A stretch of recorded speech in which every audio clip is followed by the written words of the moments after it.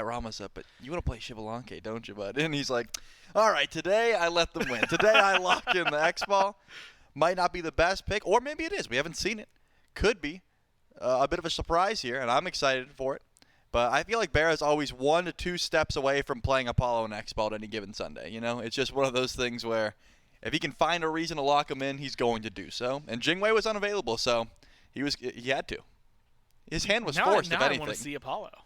Might come next. It's been a while. I would not be surprised if it came next. Not because it's good or it provides global presence or because of its damage, because Barra wants to do it, and he'll do it.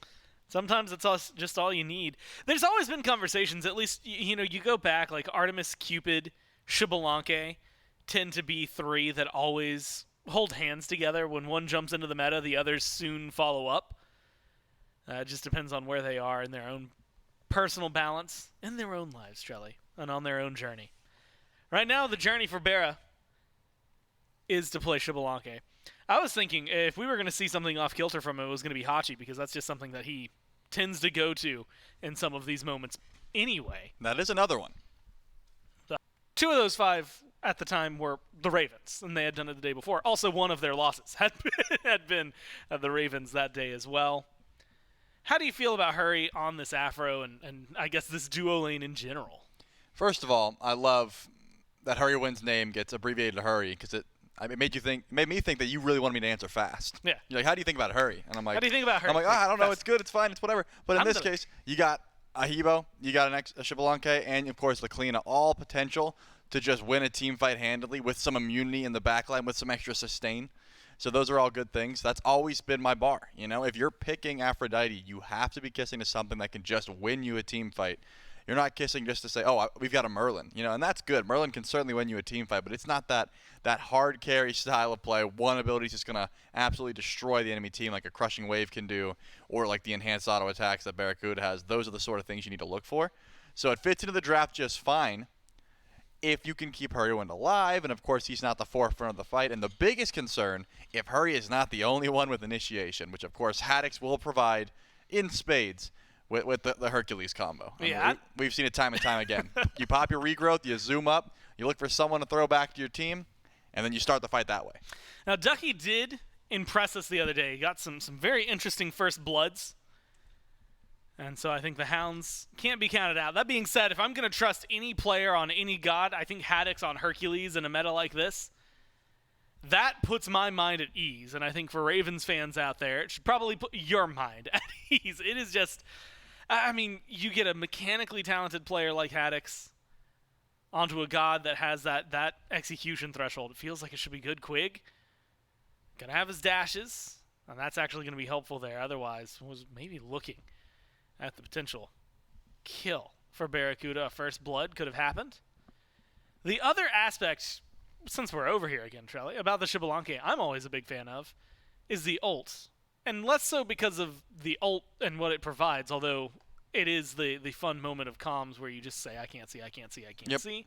All of your teammates absolutely love that, by the way.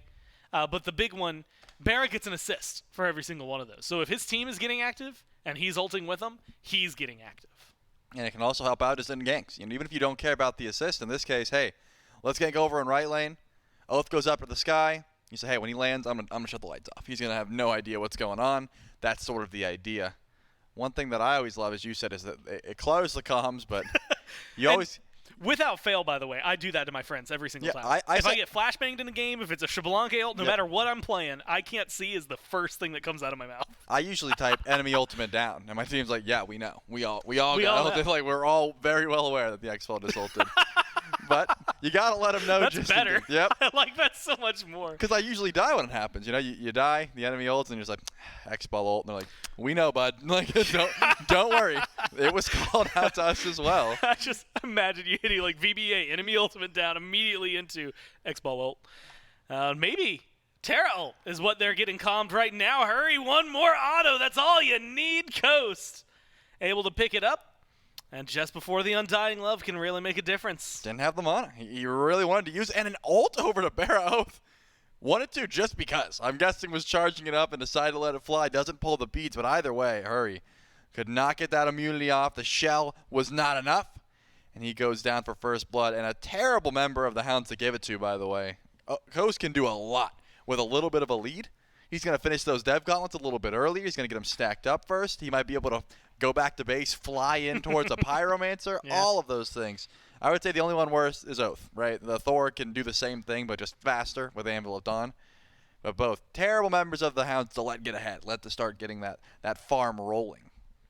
Maybe even more beneficial than that Oath was late, right? Doesn't get the assist or anything, so it's still actually a small lead for Scream. On the Kleena. So Scream has been attending the Sino School of Thought. Whatever that's going to mean for this game, and for the Ravens fans watching, we'll find out. Barra, unfortunately, the Bastion eats quite a few of those poison darts. Branching Bolus, still going to get some good damage out there, though. Scream is definitely maxing his dash. I mean, there's no way that's clearing a blue buff. Unless he put, look, all of his points in the 3, and that's something you can do if you're worried about getting stunned out, but just remember, you are using your escape to engage. Your biggest form of damage is now into that dash. We'll see if it ends up, A, hurting him, or B, just helping him entirely, because you're like, hey, I stunned out the Scream, he doesn't have that much damage anymore, and I also did mean the first ability, not his literal Scream, not his name, and in this case, you think you're going to win the fight because of that. And no, his dash is going to absolutely chunk. So I'm curious how the ganks go. Because I noticed he started Aegis, right? And that's something you don't usually see against a Thor. There's 100-0 potential pretty much right at level 5 for Oath here with an Anvil of Dawn. But I guess Scream is thinking, A, I'm going to avoid the Thor, and B, I can just go into the wall. You know, if I know Thor is coming, I'm going to hide inside the wall, not get poked out, that sort of thing. Well, so far he's been playing carefully. Maybe we'll get to see some of that now. Damage onto Venenu. And it's just a little bit of poke before the flicker comes out. No relics down at this point. Fighting has been pretty sparse outside of that engage in the duo lane, which admittedly was a low mana hurry. Feels like it was the best opportunity to get something going for Quig and Coast.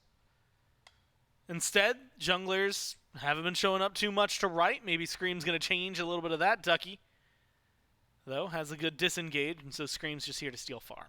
So far, but where... I was going to say, is Oath going to the sky is the question, because Ducky was posturing as if he wanted to go in here. Small fight over the totem, and Oath is going to go up to the sky. Are you looking for Haddix is the question. Under Finds tower? Him and gets the stun. No beads or anything in retaliation. Just uses the ult. Knockback onto Ducky. Here comes Quig. And that's going to be the Colossal Fury. Haddix pushes Quig under the tower. Him and Scream, though, fall back. 2 ults. Call it 3 because of Terra. All rotate over.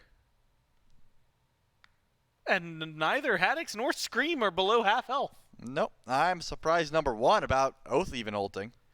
I can see why Quig came over. Just want to try and tip the scales in their favor, but Terra didn't provide too much damage, and the tower essentially did its job. Made sure that that dive did not continue, despite the fact that the other towns have been looking for aggression and finding that first blood, and were even looking for ganks over on right. Hasn't really netted much since that original kill over on the Hurricane and duo lane. Build-wise, though, switching it up. I mean, Benny Q going the Conduit Gem, Chronos Pendant Star, which I'm a big fan of. The Conduit Gem is going to help your early clear, especially when you're trying to stay as far away from a Hebo as possible. You don't want to stick in lane and get knocked up into a crushing wave. But Ven just going with the tried and true Spear of Deso, Sands to time start. Going to get plenty of CDR once that Rod of Tahuti gets finished up. You're essentially going to be one-shotting. I mean, that's pretty much the qualification. You find someone without protections built, you knock them up, Water Hands, ult, and that combo could work on 3 members of the Hounds at present time. And once you get that real damage online, it can work on just about anyone. It only takes a little bit of extra effort from Vin to go from kind of killing machine to absolute killing machine. Although we did see earlier, sorry to throw you under the bus, Twig, but that Hebo can be stopped, right? He can definitely have a very controlling game on the other side. Barra. It's usually Coast with the taunts. This time it was Barra gave a little chuckle. He's also in the fun spot. You know, Charlie, we keep going back to Xbalanque. And maybe it's just because he's the freshest god that we haven't gotten to see too much. That we've, one game so far this phase? Another thing you have to remember, especially for Coast in moments like that, falls back onto the tier 1, goes pretty far. You get that attack speed range on his ult, which is always, like, It's so much fun when you're playing him. Yeah. It's the most irritating thing in the world when you're against him. When you think you're finally escaped, you see his ult. Now not only can you not see, suddenly he's smacking you again. And so definitely something like, Coast under tower, if trades are going Bear's way, has to be a little more careful and cognizant about. Yep. The bolus can bounce off the tower as well. There's a few ways you can try and dive Man, for that 1v1. The extra range with a bolus and you get a kill on that. Like, I'm salty for you at that point. And I think that's why Coast ran the whole way back. But now Coast is like, hey, I backed. What's up, bro? Now I've got Bear is laughing, bro. Because Bear's like, well, now you've got Exy, but Oath to the Sky. Does he find the ultimate on the Scream is the question. Nope. I was going to say, I really wanted to know if he was going to go in there because it just didn't seem like a good opportunity. Maybe Ducky was like, yeah, you got this, man. You go for Anvil of Dawn. We can fight. Decides not to use it. But it's the Eldritch Hounds heading over to the Fury. No, there's no tanks here. This is just the carries bouncing back and forth. This is just Coast and Benny Q. Barra, he's going to step up here. Should spot this out. Knock up. Good from the Jingwei. Barra walked right over a ward. Gold Fury spotted out. There's going to be the ult. Fury leashed. They can grab it. Knock up from Vin is going to be there. Gold Fury still going. Ravens take that one away. And they might even find something afterward. Hurry gets credit for a kill onto Oath. And the chase is on. Benny. Half health, knock up, good. Vin just needs something to close the gap, and there is the Atlas of the Yellow River to get him there. Coast gets to back off, but it's 2 kills and a Fury for the Ravens. Yeah, what a interesting call there. I mean, I guess because so much presence was in right lane, it seemed free. I mean, you saw Quig on the right side of the map. You know that failed gank just came through, so why not, right? Benny Q and Coast just bounce the Fury back and forth because Vera knows Coast has been playing very aggressive. If he's not 1v1ing me right now, then where is he? He's over on the Fury, walks up, and decides to have that one. And, of course, if Venenu's there, with Crushing Wave as confirmation, that's going to be an easy pull. And now the Pyromancer, unless Quig goes for the steal, and he does, but he won't be able to grab it, both objectives going in favor of the Highland Ravens off of an overly aggressive pull there from the Eldritch Hounds. They had the vision, they had the knowledge, but Bear and Ven, they sniffed it out. It's that moment when Vin knocks up. I believe it was Coast at the time. Maybe it was Benny the first time. Either way, it was the creation of space and the Fury leashed at half, right? That's always the danger zone is when you drop it, how much health does it have left, and who is nearby? Because you dropped it as 2 carries to 2 carries.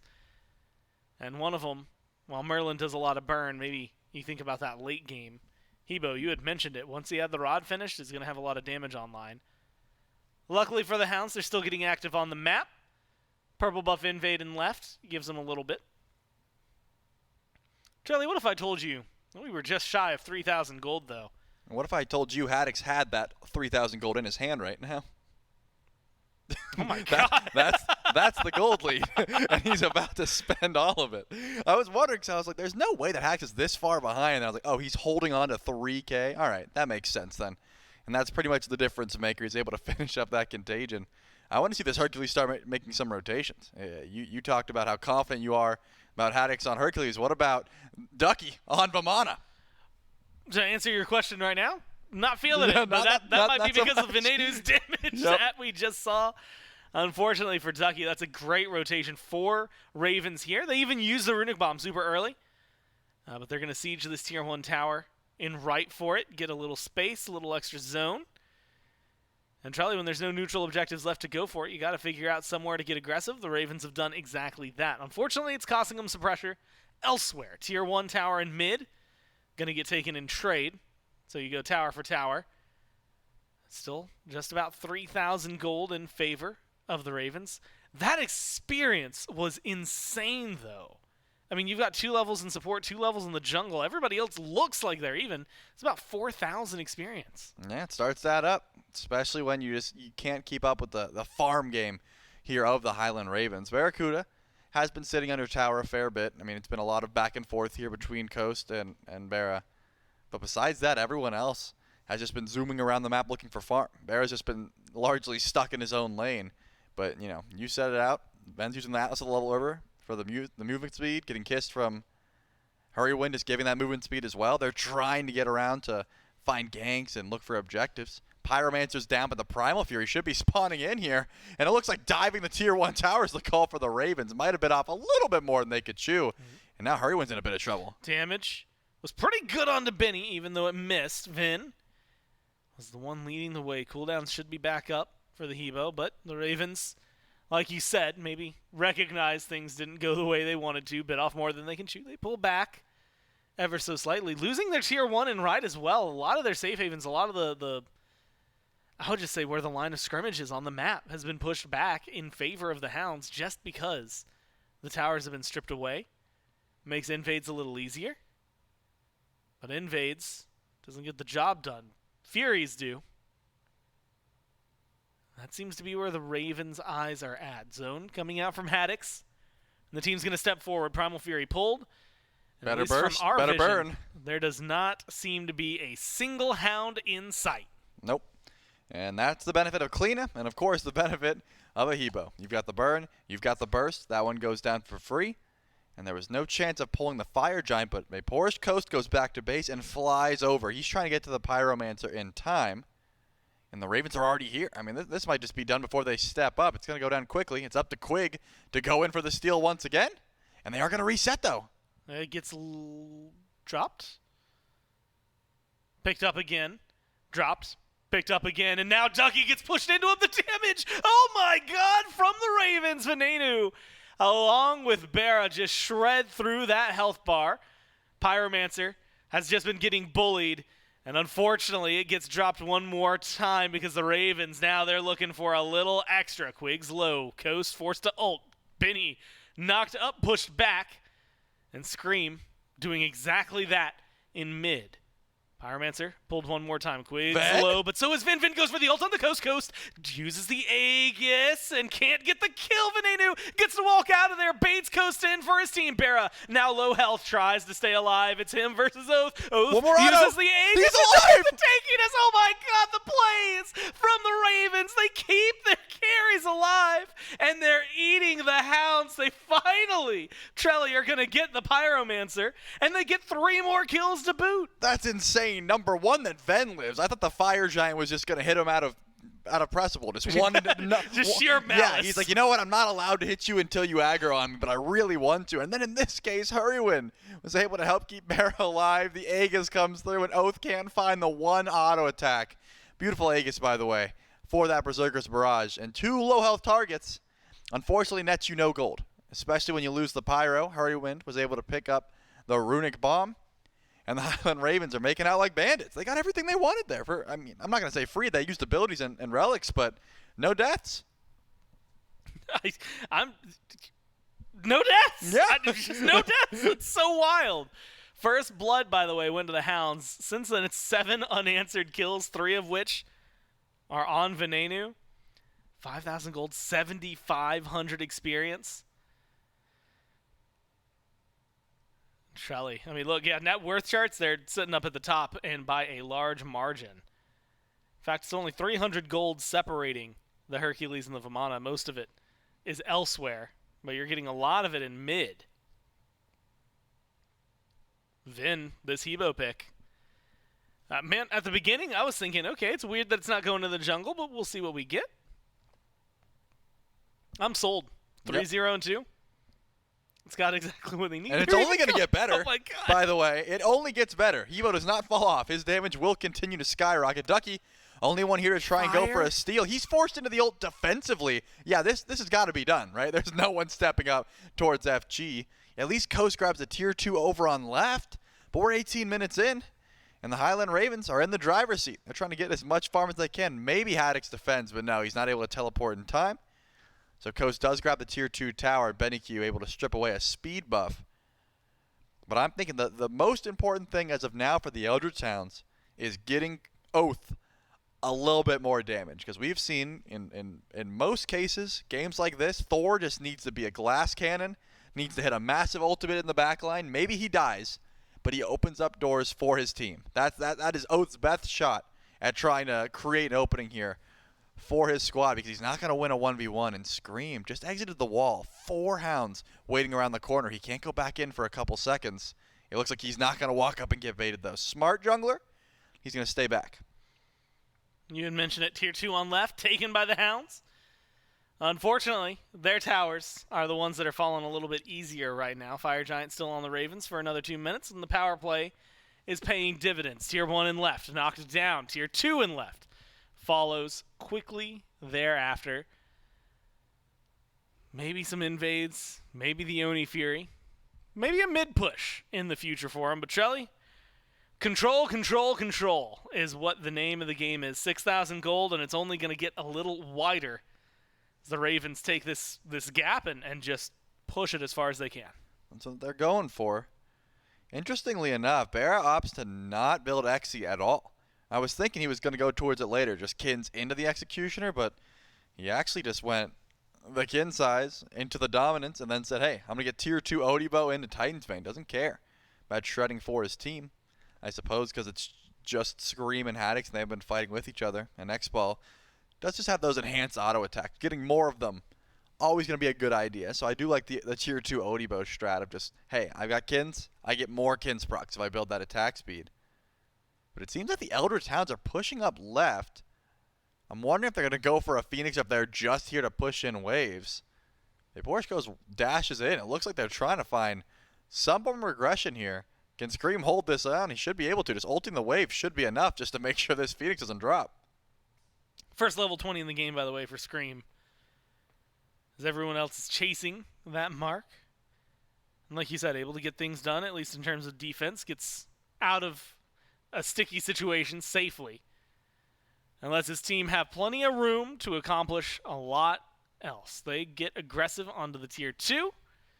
And in right lane, that one goes down. Only one tower left standing for the Hounds, and it's the Tier 2 in mid. Pyromancer started up by the Ravens. And Trelly, despite the fact that the last one came with a lot of fanfare, this one goes very quietly. No Hounds in sight. Yeah, I mean, so look at Barra's build real quick, right? It seems like he's relatively close to full build. You know, he's closing in on it. Hold that thought for a second. Oath, forced to beads. Gets caught out in the jungle. Actually had to beads and Aegis. Both relics down. Tier 2 towers being grabbed. And it looks like that should be the end of the Highland Ravens push on their first Fire Giant. But next one will be up here shortly.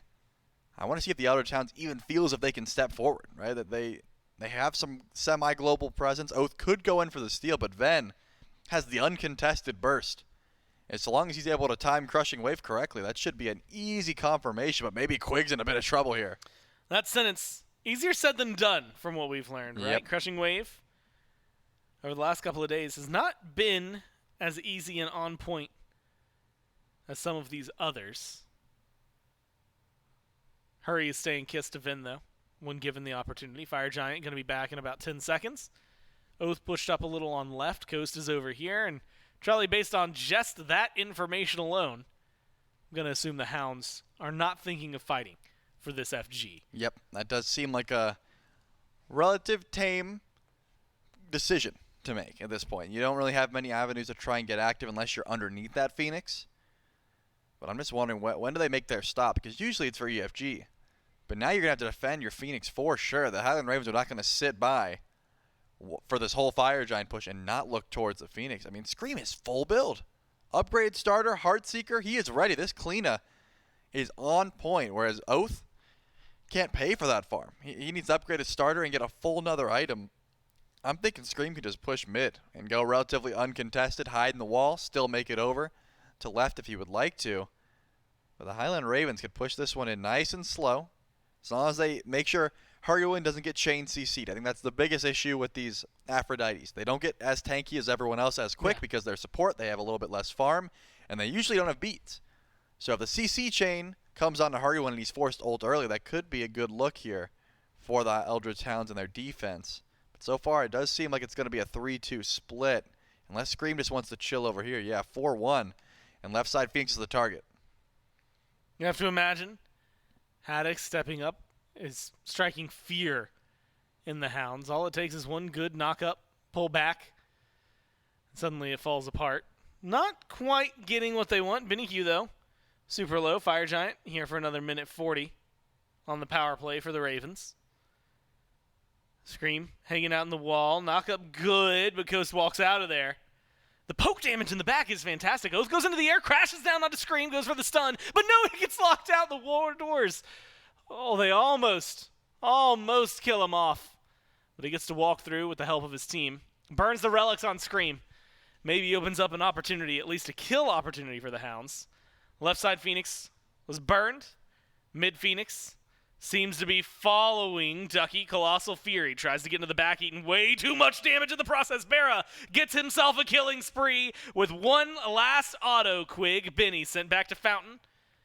It's still a 4v5, and that's too much for the Ravens. They're going to pull back and just put the pressure on. 2 Phoenixes down, single kill, but sometimes Trelly.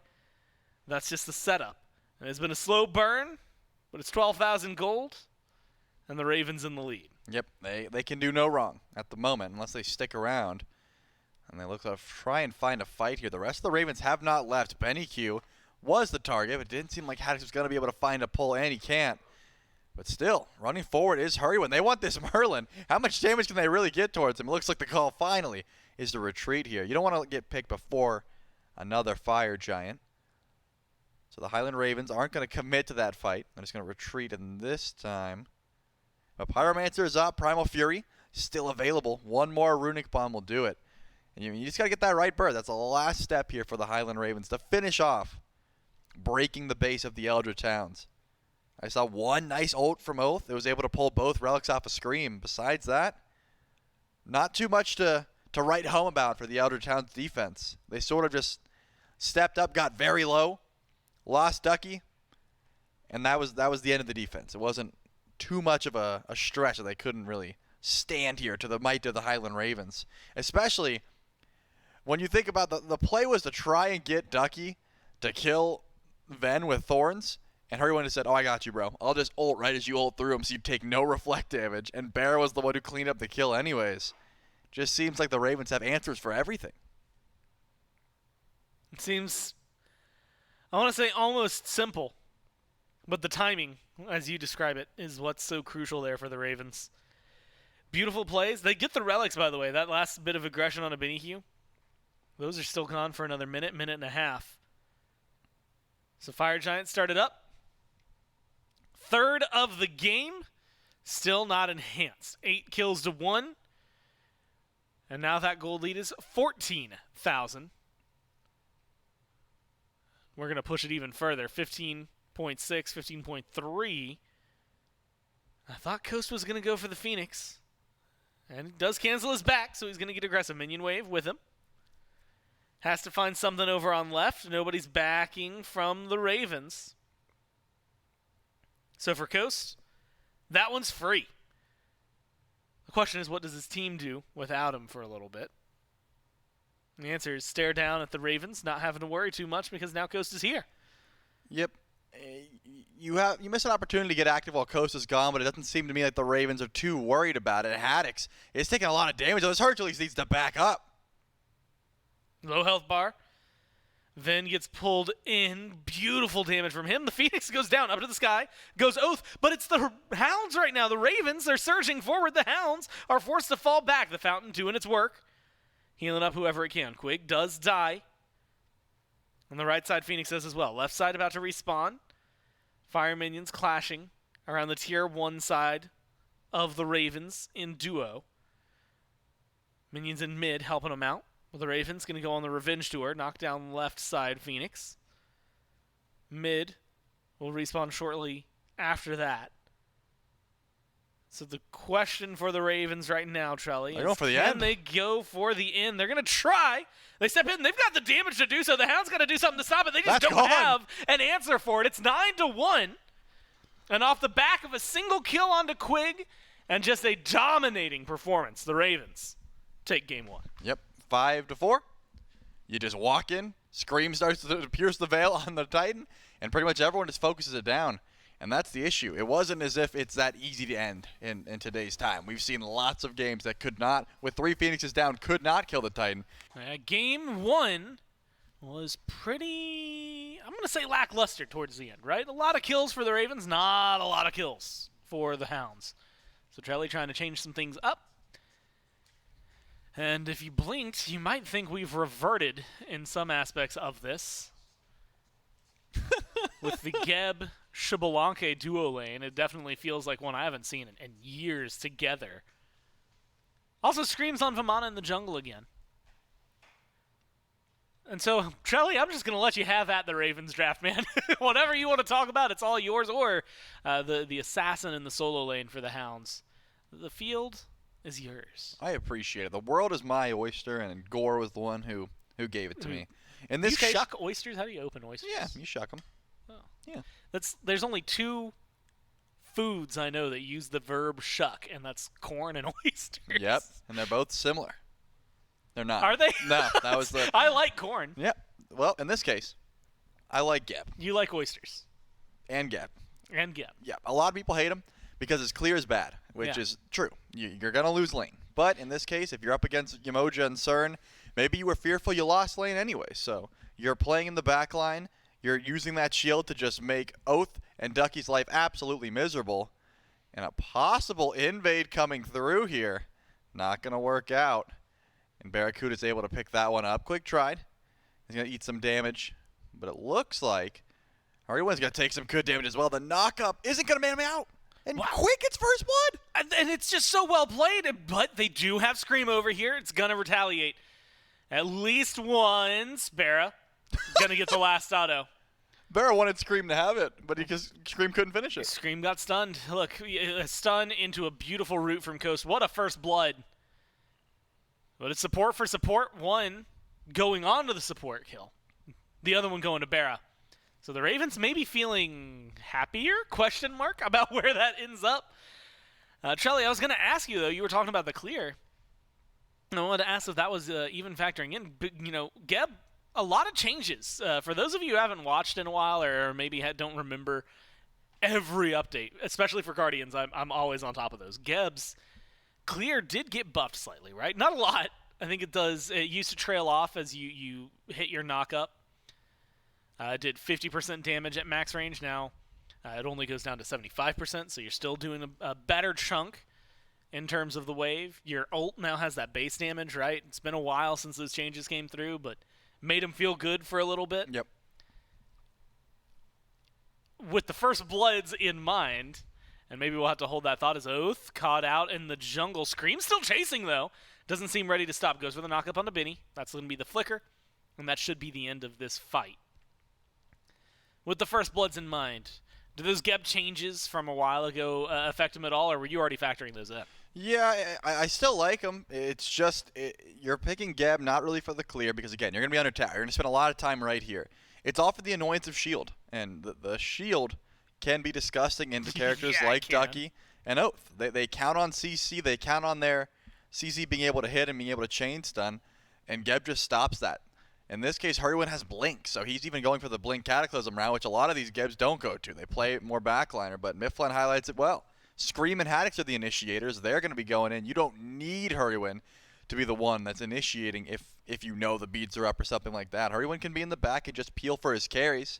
And when you have carries like Venenu and Barracuda that played the way they did in game number 1, yeah, just play through them. Let them get online, shield them, make sure that you got essentially a beads and an extra health shield for them at any given moment. Seems like a smart way to play for me. I've just always been a Geb believer, but every time we have a content day and the duo lane gets to come in, they always tell me how much they hate Geb because you just lose lane. Hurrywin doesn't go to tower. He's got a juke and then Blink. Smart call. Didn't want to get rooted out. And they are going to pick up purple buff, so Hurrywin gets that extra buff, I suppose. Barracuda loses it, but you get the XP, and that's what's important. Yeah, stunned out literally right as it finishes. And unfortunately, it's just on him. He's going to have to deal with that one. Barra may be lacking for a little bit, but like you said, the experience, getting that and getting the camp, the most important. The Blink Cataclysms, I'm really excited for. The one thing that we typically would talk about, you know, Geb, Khepri, I think Afro belongs in that conversation as well. We have a pretty large discussion about mostly defensive Guardians as opposed to aggressive Guardians, right? They're, you know, Geb's not always going to be the one going in. You blink Cataclysm and then that's your engage. Everything else maybe wants you to fall back. A good roll out into the knock-up maybe can get things going for you. But sometimes they'll play a little more passive. But you are happy to see that when you have moments like that, right? The shield. And you had highlighted that. The hardest thing with the shield sometimes, Trelly, is making sure your carries don't beads when you give them a shield. Yep. Just to make sure that you're not double dipping. So maybe that's going to be the toughest aspect. The Vamana jungle up against the Susano, though, to kind of divert attention to elsewhere on the map. We've seen, and for a long time, Vamana jungle, this phase, that was like where it was going. And now it's slowly trickled back into the solo lane to the point where this almost feels weird to see as a combination for Scream. Yeah, I think you're missing a little bit of that burst, but you're just counting on Ven and Barra to cover the majority of your damage. So Scream is just going to be that annoying Colossal Fury in the back line, pop the Wing Shard, and just stomp away probably onto Benny Q or even Quig. Difficult for them to get away from the Vamana, especially if they're slowed. I do think that the Vamana does have that good value if you can get the damage online. It's certainly fine. But look at this fight over here. Hurrywin is getting targeted out, but here comes Scream as well. Cataclysm Gines 2. They're going to kill off Hurry, but they lose Oath in the process. Scream leading the way. Vin is rotated in. Quig's low. Bear just needs a couple more autos. That CC immunity for Scream gets him there. Vin has some damage and is going to be able to drop it right onto Quig. That's 2 kills for 1 for the Ravens, and luckily for Coast, the tower was there. Otherwise, the Ravens might have kept going. But the Hounds at this point, Trelly, they've doubled their kill count from game 1. They keep the gold even. But the Ravens still get the better end of the trade. They do. I like the rotation in from Ben. I was thinking he had to ult, but it looks like still trying to dive. Coaster, the slow is good. The bowl is off the tower? Oh, no, and then the root, the damage onto Scream. He's got the kill. But like you said, he's out of there. So Quost turns it around. What a good root. And unfortunately for Scream, just can't run fast enough, man. Sometimes you get caught by those.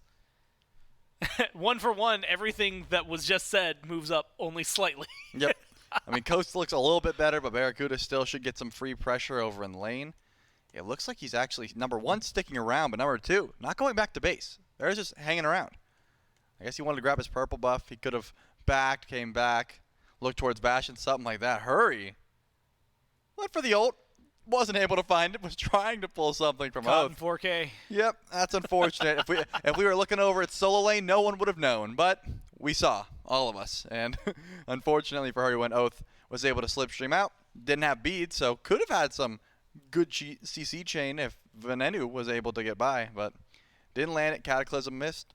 And now the engage of the Highland Ravens look a little bit worse for the time being. Riptide keeps Hurry hanging around. Oath is over here. Shield from Hurry used on himself. Oath commits a lot of his kit to get some poke out there. Vin is rotated in. Hurry going forward. Still no Cataclysm. And so it's just going to be the knockback from rollout. And the shield buff their way. River's Rebuke, though. On to Scream. Locks him in. Scream goes for the knock-up immediately. And is finding a little bit of retaliation against the Hounds. Back and forth. Oath is now under the ire of the Colossal Fury. Lights turned off thanks to Barra, and the aggression is there from the Ravens. They kill off Oath. They force Coast to play defensive deep under the tower. Quig, Coast, both half health. And that's where they're going to stay. The Ravens back off. Trelly still pushing down the tower. Might be able to get some pressure here. At the minimum, they're getting the Bastion. But a kill feels good. They get to fall back. Yeah, you got to love the cooldown management there from Scream. At the very least, knowing exactly what Oath's cooldowns were. He said, hey, you just use both your movement abilities. You don't have beads, and I've got a slow. Immediately goes in. That Cataclysm is back up. Quig, he's stunned for half an hour, and it looks like Coast will go down too. It's a double clean for Barra. What a setup from Hurry, man. The stun into the double knockup. Barra just hits exactly what he needs to. Straight shots. And that is a 4-0-3 Xbalanque. And enough taunts to make my eardrums burst, and I love it. Once again, Coast is one of the biggest taunters in the league. He wants to fight you. He wants to bait you in. And the Highland Ravens will take it. Hurrywin's rolling in to go for the Cataclysm there. That wasn't a blink ult. That was a, okay, I'm just going to walk up slowly to you. You're going to see this fish get to a much bigger fish, and eventually I'm going to find the stun and the knockup. And, of course, you can count on Bear to be there with the follow-up. Immense pressure on the left side of the map. Highland Ravens have everything they want. Oath is going to go in here. I was going to say, everyone's nearby. The shield is going to stop that aggression. But I want to see some pressure towards the Gold Fury. I don't want to see Scream on the right side of the map anymore. There's no reason. I mean, Haddix can hold his own. He's not going to be getting killed by Ducky anytime soon. There is a free Gold Fury, or at the very least, a bait in towards the Gold Fury that needs to happen sometime.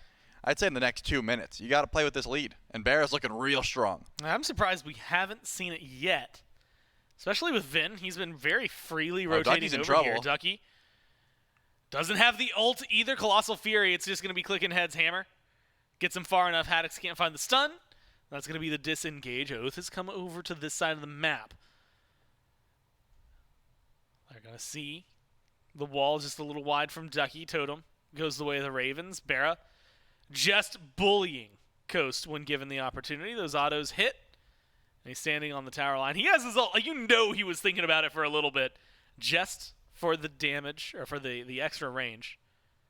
Instead, Trelly, it's the same old story of standing on the tower, taunting a little bit, and just out-clearing your opponent. Level lead there in mid. It's a Cataclysm onto 2. Quig immediately chunked down. Vin, Not enough. not able to find the kill, so Quig is walking out of this one. Keep your eyes on Scream. He's going into the jungle. Might find them on the loop around. Is caught out by Oath, but he's going to dive. No, he cancels it. Typhoon pulled out, and he'll take that. A big win for the jungler on the Ravens.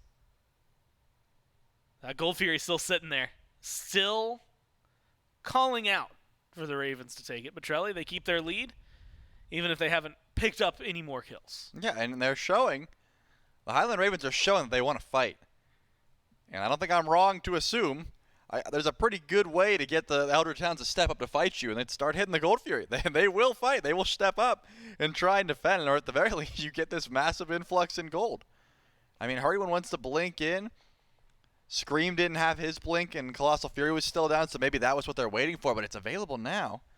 And Coast is pushed real far up over on left, but it looks like no value there in trying to go for the kill. And I suppose you wait for Haddix to try and make the rotation over. He's currently in lane, and his teleport just got used. The turn and look.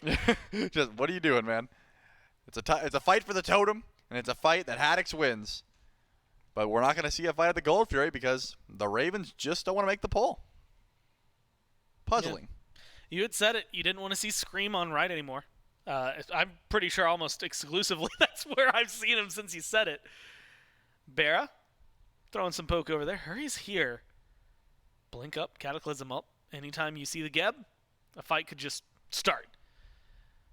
And he might be going deep. No, he's just going to de-ward. Was wondering if he was willing to go for the purple buff. And on top of that, if him and Barra wanted to go for the fight. Instead, it's a farm game. Neutral objectives for the Ravens are, in theory, the upcoming target. There's going to be the Cataclysm onto Coast. Immediate aggression from Barra. But Oath is here and has to play it carefully. Shield only does so much, and he goes for the 1-for-1, and he gets the trade. That's exactly what he needs to look at him. He's clapping. He feels good about that one. Yep, I mean, he wanted the aggression. Oath shows up. He says, all right, I might as well go back in, is able to find that kill. Unfortunately, you do give a massive 5-0 shutdown over to the Elder Towns. And that's going to be a big win. I mean, a trade is a trade. That's fine. But Benny Q does get aggressed upon by Scream. Not going to get dove underneath the tower. And it's actually the Pyromancer that was pinged for a second. This is the time where the Highland Ravens want to make the pull when Ducky's nearby. I was going to say that could be risky. Ducky does have that Anvil of Dawn. It doesn't reach over to the Gold Fury, but it certainly reaches over towards the Pyromancer. So they're going to drop that instead of going in for the pull. It seems like just wait for Bear to spawn back in and go back to farming. A very slow-paced early game, and the Elder Towns aren't pushing their lead because they don't have one. The Highland Ravens are not pushing their lead at all. Yeah, nothing too crazy. In fact, it feels like it was bigger a second ago. All of a sudden, you're looking at 300 gold separating these teams. Absolutely insane. The Hounds have been able to fight back into this, and a lot of that is that kill on Barra. Oath playing aggressive around the Pyromancer. Ravens pulled it, dropped it, pulled it again. The question is, how well can they hold on to it? Ducky sees it, spots it out. Might go for the range steal with the hammer. Haddix going for the zone, goes for the stun, and it's just enough to ensure the Pyromancer there for the Ravens. Forces Ducky to fall back. River's Rebuke used around Barra. Barra just walks around the wall and gets out of there no problem with the dash. Yep. Barra said, hey, you blocked me off one way, but there is no one on your team that can threaten me. And it looks like Quig, once again, is the target. Can't get into the Riptide, and Scream able to confirm that one. As Venenu gets chunked just by proxy, just for standing near the kill the Highland Ravens were after. They finally find their opening. A pick on a Quig and a Venenu going back to base. But not a pull? Yeah, they're not. They're just going to head back to base themselves. And it's actually Vaporous Coast who's going to walk forward, try to take the 1v1 versus Bear, and is going to attempt to steal the buff. Bear might get baited in here, though. Here comes Oath. Oath here. No dash for Barra. That's as easy as it comes. Served on a silver platter, baited out by Coast. And he's not clapping this time. Still laughing, though. He knows he got baited. That's just the kind of guy Barra is. That was an ego play. That was, you're going to try to take my purple after I dominated you in lane? And Coast said, no, but he is. And here comes Oath, blinks over the wall. And that's an easy kill. Both relics available. Bear knew not to use them. And he's going to go down. But the other towns don't seem like they have any opportunity to go for a pull themselves. I'm amazed that this Gold Fury has went untouched. Just because Ducky, of course, yeah, that's what you're afraid of. You don't want to pull a Gold Fury in the eyes of Thor. But Ducky has not left lane. He has been there the entire time. He hasn't upgraded his teleport. There's no way he can just teleport behind you. I really don't know what the Highland Ravens are waiting for. But look at the XP difference. Oath is 2 levels up on Scream now. Vamana, you'd called it. He spent a lot of time on right, Trelly. Instead of maybe playing through the duo lane, that lead Barra had, 5-2-4, still looks real good. He's the same level as Coast. Same build, too. Well, gold. Itemization-wise. Yeah, and admittedly, gold doesn't really change too much. So this Fury has a lot of weight. Remember, it scales up. Scream goes for the knock-up onto Benny, gets some extra damage, forces him to fall back. Doesn't TKO him. Scream might be going for a little more. Ducky up into the skies. Scream is deep. Ducky comes crashing down, misses Venenu. And now it looks like the Morgan Le Fay who might be finding a fight. Separated are the Ravens, but they're pulling the Hounds apart. Oath is deep. Ghost rejoins his team, and now the jungler isolated, alone. They know their target. They're going for him, Typhoon. It's only going to knock up one. The rest are here for the kill. And they might invest a lot into it, but they're going to take Oath down now, turning. Looking for the fight. Ducky gets a lot, and what a beautiful ult from Quig. Forces Scream into the Colossal Fury. Walks through. Continues his path away. Low health bar for the jungler on the Ravens. Slows this fight down. Trelly, it feels like it should just fade away, but Ducky keeping just enough presence, just enough pressure. Between him and Coast, you never know what can happen. Yep, chasing down. Not able to find a wall, and Scream was able to return in this fight. But now it's the Ravens stepping forward again, trying to see if Quig is going to be able to put himself out. Haddix has Cavalry charge. That Guan Yu ultimate is back up. And it doesn't seem like the pull is what they're after. They're trying to find a fight. Ducky hammered. Does he have the Anvil of Dawn to get out? Easy peasy. This really seems like go for the Gold Fury call now. Now, how many times do you say, what, that's a third? So third time's the charm? Shield buff. You know, Trelly, it's kind of like a Gold Fury in here by Scream just getting decimated in mid. 2v1. And Oath and Benny have the damage. They take care of the jungler. And what could have been a Gold Fury pull, instead, the Ravens now find themselves 300 gold down. Kills still read 10-6. Yep. All I can say is, but why, though? But why, though? Why was Scream there? The rest of the team's on left. The Gold Fury looked as free as ever. Ducky's ultimate was down. Now it's a 50-50. Bear goes for the ult, turns off the lights, oh my and God, they steal it away. They take it away. What a play from the Ravens. Bear turns off the lights, and what is it, Trelly? It's an auto attack from the Xbalanque to secure things. And you know what? Sometimes you fumble into the right play, and that's pretty much where the Ravens find themselves. Pyromancer's up. Maybe there's going to be pressure over here. Tucky gets a wall over the wall. Onto Venenu. Stuns him. Well, that's going to be theoretically all she wrote. It feels like the Ravens have been looking for a fight for the last 6 minutes, and they've been fighting for the last 4.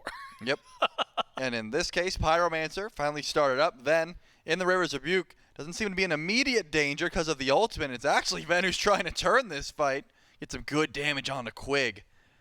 And now Scream is around. Notice, Scream didn't go for beads in that slot. He actually picked up a Thorns on that back. And Ducky, he's going into the sky here. Oath Cataclysmed out, health bar low. Ducky came landing down, but it was waiting, and he's got 3 surrounding him. Will hammer over the wall, gets him out. Now, that's been something the Hounds are great at here. Disengage from the Ravens. They've been looking for fights. They've been trying to force you into them, and they've been doing a good job of it. Unfortunately for the Hounds, even their wins have been losses. 2 Pyromancers to the Ravens, the second one just falling, that Fury earlier. And it's still 10-6, but Trelly the gold finally back in favor of the Ravens. And their aggression starting to pay off. So far, that has been the call. No objectives to look for in the meantime, so back to farming they go. And I still think the Eldred Hounds have plenty of room to be able to fight, especially if you find a pull on a Ven, the shield from Hurwin, enough to keep him alive. And no relics were available. That was a great call for Oath to try and find that pick, but whenever the Geb's nearby, a great call turns into a not-so-great call. The cleanse, the health shield, enough to make sure that Ven gets to live to see another day. That shield, pesky, pesky, pesky. Ult, back available as well. Cataclysms have been on point from Hurry. Yep. I have to give him a lot of credit. Well, he missed that one. He did miss that one. And we got to roast him for that, and then we can praise the others. He has made up for it by hitting so many multi-man Cataclysms. The last one was just on the Oath, though. So maybe a little bit of an early trigger finger. But still, 1 target's better than the none from earlier in the game, right? And Blink's coming up in about 8 seconds. So he has those options.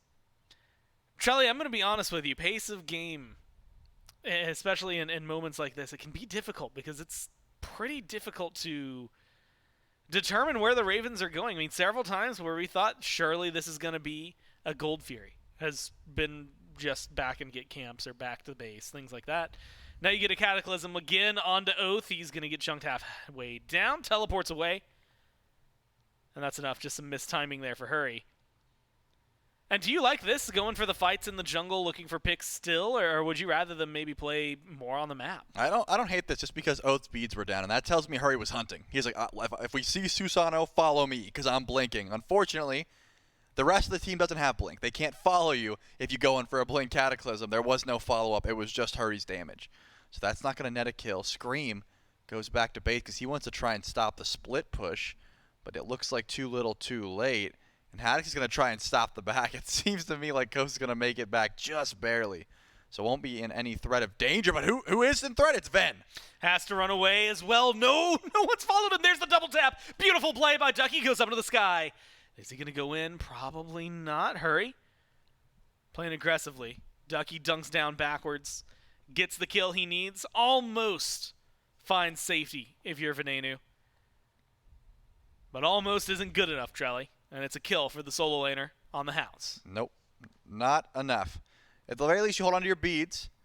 And now, of course, the Ravens said, you know what? We lost our mid laner. The only logical explanation is to go for the Fire Giant. Ducky was already here and knew this play might be coming, was able to sniff it out. And now the Hounds should be making their pull. They drop the bracer, and they do so. Up to the Ravens a step forward. Ducky's ult's the only one that's down, but Quig doesn't have the River's Rebuke. Harry has blink in a little bit. Doesn't matter. He's going to be in combat. Scream goes in. Scream goes to the backline. The damage is so good. Immediately, the Thorns is paying off. Scream gets rid of Coast. And then a 3-man stun from Haddix. Ravens walk in and take the Fire Giant. Now it's chase down kills. That is their job, and that is their goal. Ducky is not going to escape this one. The hammer over the wall is good. Haddix looking to chase him down, but Oath is there. They have to be careful if they get caught in a 1v1. Vin has to be careful as well. There's 2 assassins hanging out of the jungle, maybe looking for him. Haddix still on the prowl. Coast, the only one who's fallen. Fire Giant on 5 for the Ravens. Tier 2 tower and right. The target. Ducky's going up. Goes up into the air. But does he go dunking in? Lights turned off. And he crashes down onto 2 of them. Barra's low, but he gets the kill. Quig turns it around. Hurry gets low with the ult here. It's going to be enough. A double for the support on the Hounds. But Oath, while he's trying to make his own play, forced to fall back. It is a dangerous game the Hounds are playing right now. They get rid of 2 Fire Giant buffs, though, Trelly. Oath stays alive. Quig gets a double. Some wins tacked up for the Order team. Yep, and the Tier 2 stays alive as well, which is a big deal because that was going to be some free gold in the pockets of the Highland Ravens. Barracuda just barely able to finish that kill as Quig answered back. And there was an ultimate from Ducky that I honestly did not expect. When I saw him go up, I was like, oh, he was under threat. He was low HP. But he said, you know what, I'm making some sort of a play here. We need to try and stem the bleeding here from the Highland Ravens. And it ends up working out. Hits a multi-man Anvil of Dawn and confirms at least 2 kills for the Eldritch Hounds. And as you said, taking the Fire Giant buffs away, which is a big deal.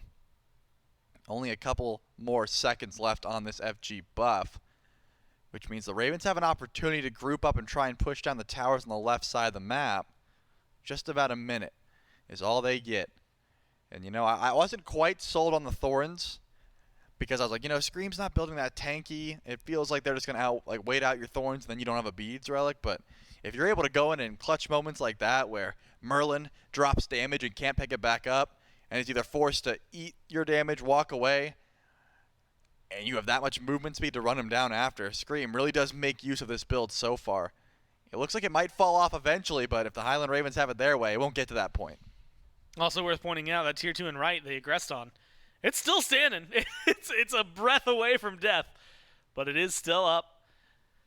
Right now, 5 Hounds defending against 5 Ravens. Left side tier 2, Fire Giant.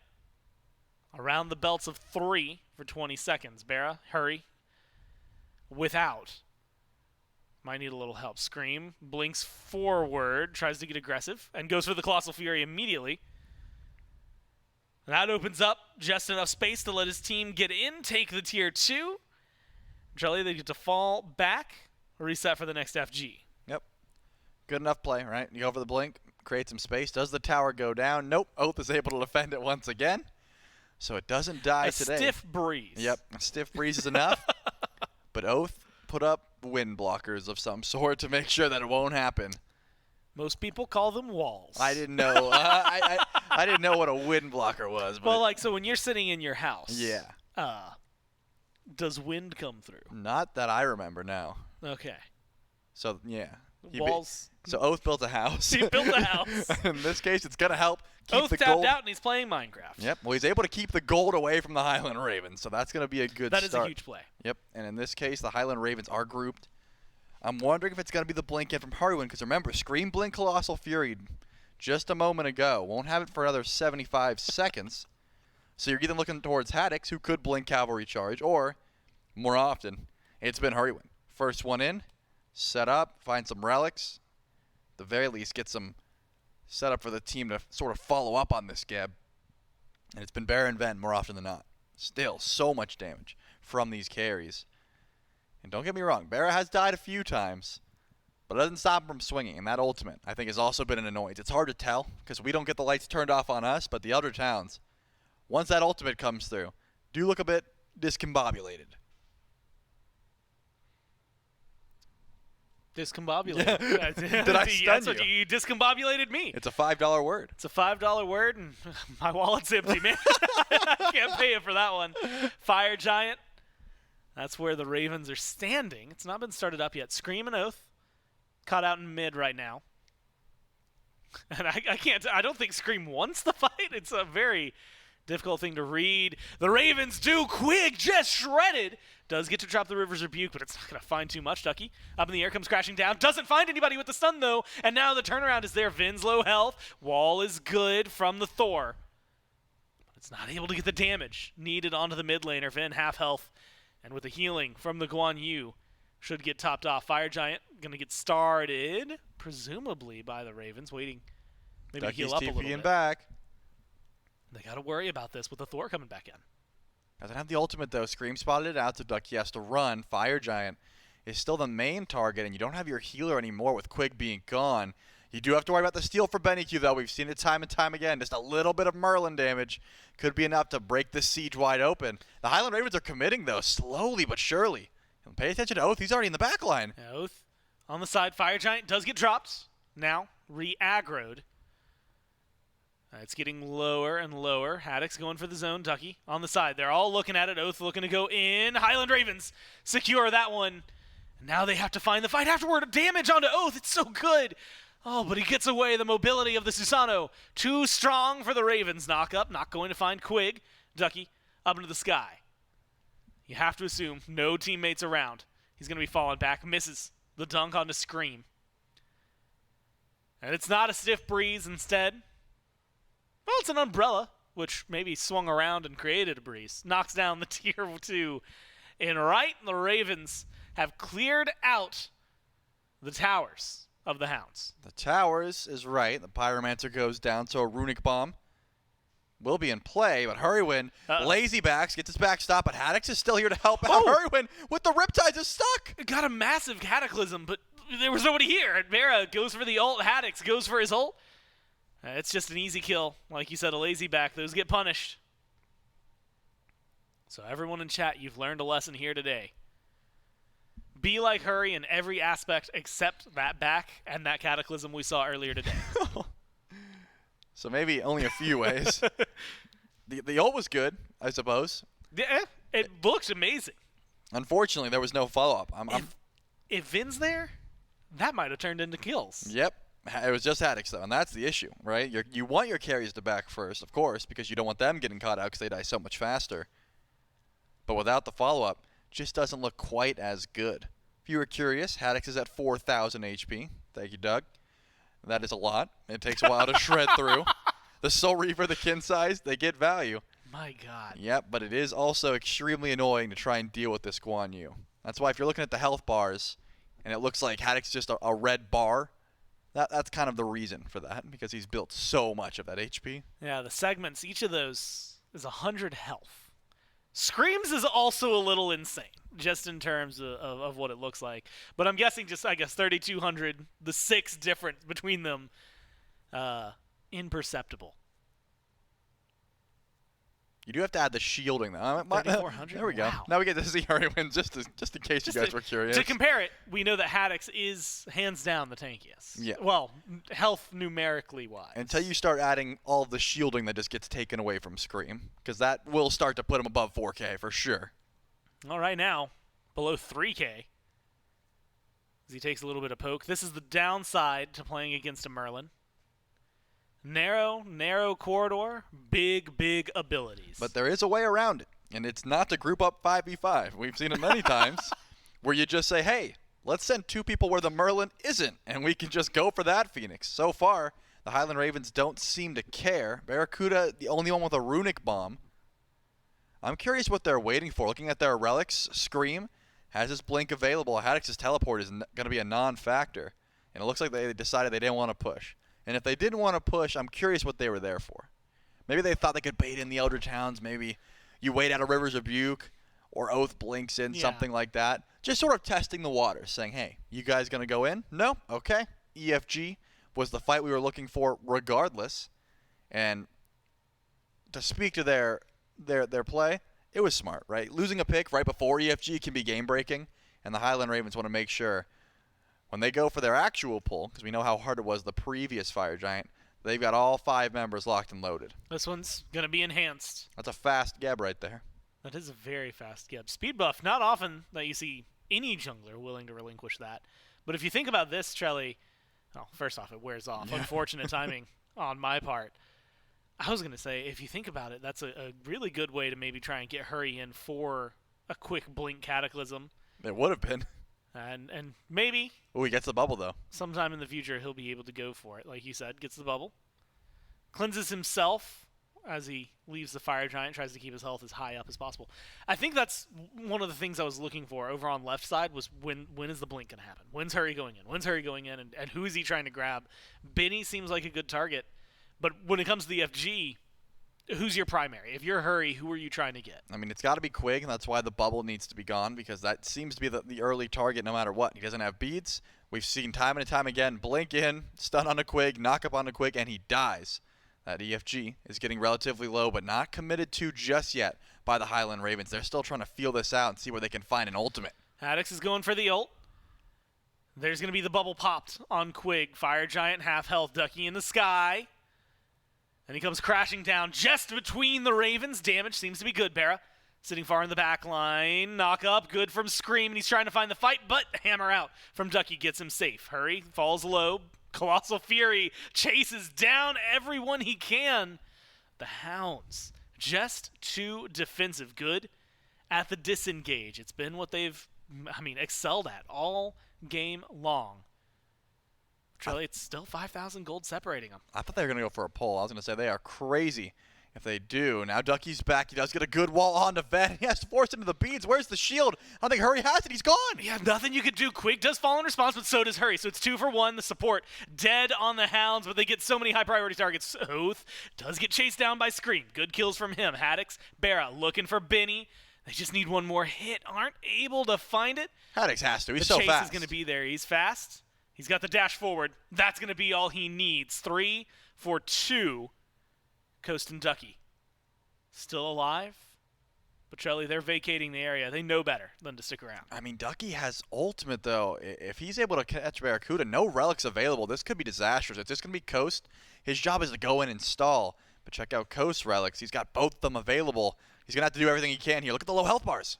Good damage. Immediately onto Haddix. Here comes Ducky. Is just trying to tank things. Ducky gets up into the sky. This could be massive. Scream is creating some problems, but Dunk into the back line looking for Haddix. Not able to find it. The Fire Giant still going. It's back and forth. Who's going to get it? The Ravens secure that one. Haddix goes down. So it is Barra alone versus Ducky in the 1v1 if he can get the autos.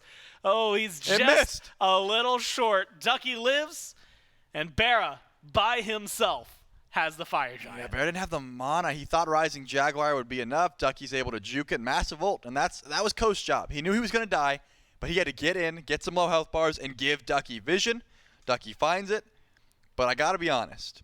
EFG, it's on the only member that actually matters, right? That's your structure damage. If Barracuda... He's got a 3k pot. If Barracuda pops a 3k pot, pops his ult, and drops a runic bomb, that Phoenix is gone. There is no body blocking that's going to help you out. But Oath is here. And Hurrywin's got a blink ult. Check a look at Oath's beads. They're not available. It looks like not going to be able to find it. Both of the Magi's bubbles are available as well. So Quick and Oath aren't that worried, but might be able to go for some sort of ambush here on the Oni Fury because it's available, and they're hung it around just to make sure they can either A, see when it goes down, or B, try and fight if the opportunity presents itself. I don't think that's the smartest call, so the Eldritch Hounds are going to retreat for now. No, you say that. Oath steps forward. Fury, low Hounds take it away. Wow. The Typhoon gets the job done. And Trelly, they baited me. They baited you. They baited the Ravens. And sometimes, at least for Oath, it's just that easy. Yeah. Oath said, all right, guys, you're good. You can have it. I'm just going to go get Purple F. Don't worry about it. Then he goes to Purple and goes, JK. I'm going to walk back up, actually, and see if I can steal it. Typhoon's down for the Phoenix Siege, but Oni minions will help out. Clear out the right lane and the mid lane, so that 3-2 split I was telling you about. But this is what I was also telling you about. Barra's ult, just make sure that Phoenix goes down instantly. Yeah, it's, such a quick kill. Hurry is getting traded out for that. Uses both his relics. The rest of the Ravens are going to turn back and run. Ducky's got ult. Ducky does have a ult. Are they going to be able to chase enough of this? No, Ducky's backing. That's teleport. And there's a ward. And that's exactly where he's going, right where the Ravens are running. Might be able to find something. Up to the sky he goes. And they're aware. Barra separated from the team. Dunked down onto Scream. Wall onto Vin. Hammer double taps. There's the Berserker's Barrage. Shielding is good, but it's not good enough. Oath finds the kill onto one. And Barra forced to run away. You need this. I guess he needed to go well, but no one's there to save him. Double kill for the jungler on the Hounds. The kills finally, Trelly. Tied up 3 gone on the Ravens. And some aggression for the Hounds on the map. Yep, Scream's got to go back to base. He does have Blink, but no Colossal Fury. The Eldritch Hounds are pushing forward. They will not have minions for this siege, but the Phoenix is their target. Do they go for the end after is the question. It looks like low health bars mean it could be risky. Risky. They're going to walk forward, though. Walking forward. 8 this seconds is hard. For Hurry. Will have ult, does not have blink. Haddix, Scream, got to get a lot done, a little bit of time, and then Scream just gets shredded. It's 5v2. The tanks defended earlier today. Can they do it here? As Hurry respawns, goes for the Cataclysm, finds a lot, but they need a little bit more stun. It's great from Haddix, but it's just not enough to save the Titan. The damage, it's still there, and the Hounds tie this one up. I can't believe that.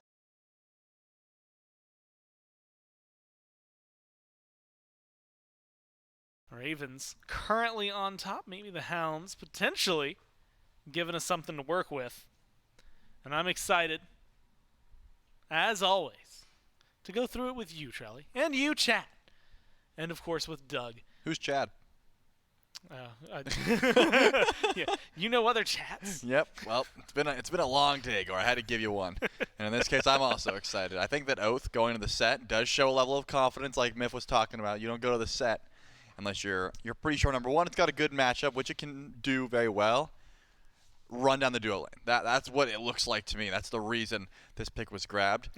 I also tend to agree with what Myth was saying about. I don't love the set into the Afro-Hebo combo. That's a little bit rough, but just about any mage with an Aphrodite link to it is going to be a struggle. It's going to be difficult to try and burst through and dive in the backline. There's just so much CC and disruption that can come through with a combination like that. But set, the longer the lane, the more rundown potential and the least escapes that you're looking at, that's really where he can succeed. And when I look at an Afro and a Ceranos pre-level 5, that screams to me everything that a set would like to gank. Well, makes me think that he needs to be over there on left. Barra, away from the Xbalanque. Despite the insane early game he had, maybe the matchup in the ROM made him rethink things. Coast on the ROM, frightening, and what he has been able to do on this pick. And Vin, back on the Hebo we saw in Game 1. And very notably, Trelly, he's rocking, I can't remember the name of this one, but the one that's not Hebro, the but uses a lot of the same, the Shredder. Yeah, Sydney Shredder. Now, I need absolute knowledge on your preference. And maybe we'll have to pause that. Wall's good from Quig. He's stuck. Keep hurry in there, Coast. Getting some decent damage, but the shell and the disengage going to be good. Scream, Vin, pressure up on Benny. And Ducky, pressure on Haddix. So it's trading back and forth on all fronts of the map. But now back to the important thing. Yes. Sydney Shredder versus Hebro. What's your preference? Well, I think it comes down to one thing, and it's Ripper versus Gnarly. That's what he yells when he ults. Yeah. And it's whichever one you prefer. I personally like saying Ripper every time I go in. So that is Do you ever use either of those I go back and in forth regular all the time. life? Like just in day-to-day? Oh, no. Definitely not. I definitely use Gnarly in my day-to-day life. Well, I'm glad. I'm glad you do, but not me. And this is what I was talking about, the early rundown. How much damage can Oath get onto Hurrywin, though? The shell already down. Not going to work out. But this is where that set can really get active in situations like that. If Hurrywin was a little bit more forward, that could have been trouble. Could have been an easy kill. Falls apart. And you didn't ask, but mine is Hebro. Not because of Gnarly, but because it's the first skin in the game I bought. So it just has a lot of nostalgia for I'm sorry about not asking, by the way. No, I get it. Yeah, it's fine. It's cool. I'll just talk to myself. No, it's been a long day, man. It's fine. A long weekend. A lot of 3 gamers. Yep. And a lot of exciting Smite. Some like that last game one, right? sets, That goes pretty long. And keeps things competitive. Speaking of keeping them competitive, Scream hanging out on right between Ducky and Haddix.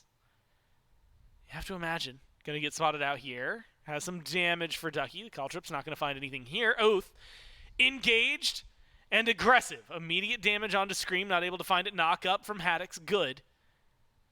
But no mana to work with from the solo laner. Barely anything to work with if you're Scream blue buff invade from Oath. He's full on health and everything. Scream goes in and Ducky, he's just going to take advantage of that one. That's an easy first blood. The Hounds put themselves up on the board.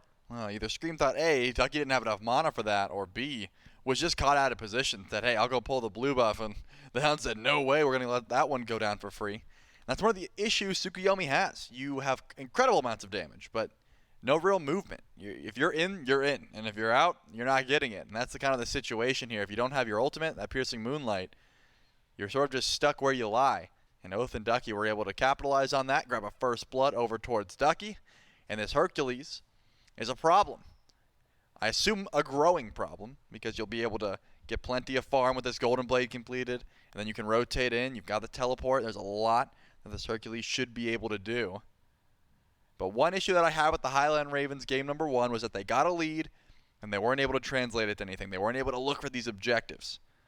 If Ducky is going to pull ahead, if he's going to keep this farm game up, he's got to be making those rotations over to Gold Furies, to Pyromancers, pretty much as soon as possible. Not necessarily this second. It's still very early, and this Golden Blade is not the biggest lead. But I'm thinking it can keep climbing, especially if he's able to just win lane up against Haddix. So far, so good, right? 1-0. Level 6 to 5. Golden Blade finished versus still hunting. And we can see the golden hand. It's not like it's anytime soon for Haddix either, that he's going to be playing catch-up. So making a small difference, Trelly. But one that, like you said, nursed properly can become something pretty massive for the team. Aggression into the duo lane. You had called for Set to try and be over there pre-Undying Love. We saw it once, didn't work out. Now the Undying Love is up. Does Set even bother coming over here half the time? He's walking in this side of the jungle. And there's not a whole lot that's about to spawn in. Green buff. Maybe you go for an invade. Maybe. It's the mid camps. Is there any reason to show face in duo other than to try and help Ghost? If you're real far up, like the Highland Ravens are currently, Set can certainly still find a kill. It's just Undying Love is a little bit of immunity, and Set will last for a very long time. So a play like this is certainly possible, but the great thing about the Ravens is they've got the ward covered, so they know exactly where Oath is. They're able to back up and maybe try and fight for the shield buff. The skewer should be decent confirmation, but the stun just in time to try and help the confirm. But now it's able to dash out and grab a shield buff as well. It didn't seem like Cold Fury was the call. I was going to say the Ravens did do a little bit of damage, but just trying to get aggressive towards Oath on this set, and they're not able to pull anything from it. I'm wondering if kills would happen. And like you said, if the Fury, I mean, it would have been early, right? 5:45 to start a fire or to start a Gold Fury. Impressive, but the Ravens, like you said, aren't going to go for it. It's just a little bit of balance. Shield buff goes the way of Oath. And now the Hounds. There it is. Pushing forward. It might not be 5:45, but still impressive. 6:15. Fury started. And it's getting taken down slowly but surely. Merlin applying some burn. They don't feel confident in it. Presence. Quig even blocked them off. From the Ravens. Just not enough. They were too worried. It looked like Quig had the Barracuda was the only one who could walk in. Yeah. I mean, if you don't... The walls were too good. Yeah, if you don't close the walls, there's no way for Ven and Hurry to really close that gap. No blinks available. So it really was just Barracuda go for the steal, and that's enough to make us back off. Or what I think happened was they didn't trust Quig to make that play. They're like, Quig can't stop him, and here comes the Hebo. And Quig said, no, guys, I got it. Just burst it. And they were not able to. So no early Gold Furies going the way of the Eldritch Hounds. But this was the play I was calling for, minus Ducky, because Ducky didn't rotate over. He thought his team had it or didn't. It didn't really matter. It is real early to be going for a solo lane rotation without upgraded teleport or something like that. But this Ducky, this Hercules has been an ongoing threat. Level 9, Haddix has been able to just barely match it. But every time we pan over that lane, Haddix is fighting for his life. I mean, he's half health or less because of the pressure this Hercules provides. And one Bastion should be dropping down here shortly just to show how much Ducky's been able to get done in the first 7 minutes of this game. You know, gotta have conversations. I think career-wide, Haddix, after joining the SPL, wildly successful. Ducky, unfortunately, career-wide, you start to see a lot of plummets in the stats. But seeing this season so far from him has just been absolutely impressive, especially the turnaround right now. Quig needs a bit of a turnaround. There's going to be the piercing moonlight damage. D, but Scream eats just as much as he's throwing out there. Has to play carefully and run away. Snipes, 1-2. All you need is the third. Just a little wide, and Scream gets to walk out of this one. So does Quig. So kills on either side, falling just a little short. That's the Aegis and the Undying Love, though, for the Highland Ravens. Was not enough damage, and that's sort of the issue. At level 9, Scream gets a kill. At level 8, you don't have that second point in your ultimate, and it becomes a little bit more difficult. Barra will get the XP by pulling that buff underneath his tower. Oath doesn't have enough damage with the skewer, and that will help out. But so far, it's been a lot of the Eldritch Hounds stepping up and fighting that aggression. Sure, Quig overstayed his welcome and got Piercing Moonlight down, but he ends up surviving and then immediately turns on to Scream. And I'm going to go ahead and repeat myself. You're either in or out with Tsukuyomi, and he went in. In this case, Hurry One was able to kiss him and use the immunity to get him out on top of the Aegis, but that's not going to happen every time. If the other towns are able to get ahead and Tsukuyomi ults in but can't confirm the kill, he's going to be dying right where he stands. It is very difficult to get out in that situation once you've used your ult to all in, and you cannot find that kill. The Ravens, outside of that small skirmish and specifically from Scream, Trelly, I feel like they might not want the fights. The fights are being brought to them a lot of these times. Maybe you could go for something. Unfortunately for them, it has led to about 1,000 gold in favor of the Hounds, right? A lot of that's going to come from that first blood bounty a while ago at this point. I think the rest of it, for a while, the rest of it we were seeing was pretty much in solo. It's actually still 600, so a majority of it is still in solo. Everybody else roughly even, although 2-level experience gap. Venenu and Benny definitely showing up a little bit. Ven just now ticks to 11, so shores up a little bit of that. But you have to be a little more worried. I think this Hebo, we've talked about it a lot, right? Late game, it's still Hebo. Getting there is going to be the struggle. And I'd maybe hand it over to you, but Scream, hurry. And crew look like they're looking for something in mid. Not able to find it. It's just a little bit of poke back and forth. Coast as well. Maybe looking for a fight. Oath, Quig, right around the corner from Barra. And Barra impressively steps up, stunned out. It's going to be over the shield buff that's scooped up by Oath, and Barra falls back. I really did want to see the 1v1. Barra and Coast are going back and forth there. Unfortunately, Oath starts rotating over, and Scream was the first one to start walking over, which means it's immediately called out, and the ADCs can't have their 1v1s. But the amount of taunts and laughs these two have sent towards each other, it would be nice just to see one even 1v1 where they just go for the solo kill and someone's able to grab it. But it seems like junglers aren't leaving. Bear's purple spawns in, and Oath is there on spawn. He's going to make sure to steal that away pretty much immediately, which Bear knew. He backed up. He said, hey, good luck. I'm not going to be able to steal that one. I pulled one underneath my tower, but I'm not fighting a set. And I think that's probably the correct call, just to rotate away and come back with a full kin size completed. So the CERN will do a little bit more damage, be able to shred through some of that HP on the side of the Eldritch Hounds. But no fighting, no 1v1s, no sort of ganks. All fine by the wayside for now. I mentioned Ducky a while ago, and he still has been able to hold a relative lead here, 1 level over Haddix. Is taking a lot of farm in the back as well, the back camps as well as the Wandering Harpy, so that's going to continue. I'm telling you, Gore, it's going to be a rude awakening once this Hercules starts rotating into these fights. But has not left lane since. He got that lead, and he's been clearing out farm and trying to make sure that that lead doesn't dwindle anytime soon. Bloodforge picked up for Oath, and I kind of want to ask you about it just because, admittedly, Trelly, everything else is pretty standard on the board. Bloodforge, something that we typically would see maybe late game from like a Kali, maybe late game on a Mercury. Do you like it this early for Oath?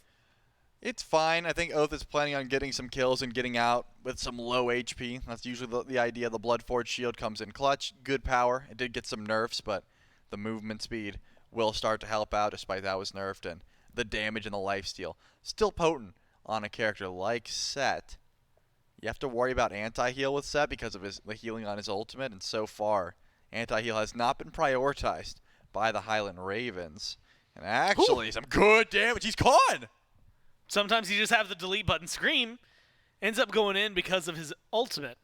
But you have to imagine that's a clean kill, and it should be a clean Fury. Started out by the Ravens. And Trelly, just as we thought. No one nearby. Coast doesn't even go up into the sky. So a kill for the Ravens, immediately into a Fury. They needed that. They were starting to fall pretty far behind. 2,000 gold still separating the teams. Yep, big difference, though, as Coast goes down because of the rotation. Was because of that guy. Yep. Haddix is here. If you were wondering, the guy who's ahead, the top XP in the game, Ducky's pushing towers. I don't understand why everyone with the leads are staying away from the team fights. That Gold Fury could have been massive if Ducky goes in, but instead he's on right. He is trying to bully the Highland Ravens over by the Pyromancer, and this is a great call. Fight with your Hercules. Fight towards the Pyromancer, but the Highland Ravens are here. It's not going to go down for free, and Crushing Waves still available. Yeah, knock up Water Hands good from Vin. And even though it's still a tanky Hercules, it's enough poke to maybe warrant falling back. Quig is still dancing around the Pyro, but nobody else is nearby, so they're going to leash that one completely. Drop it.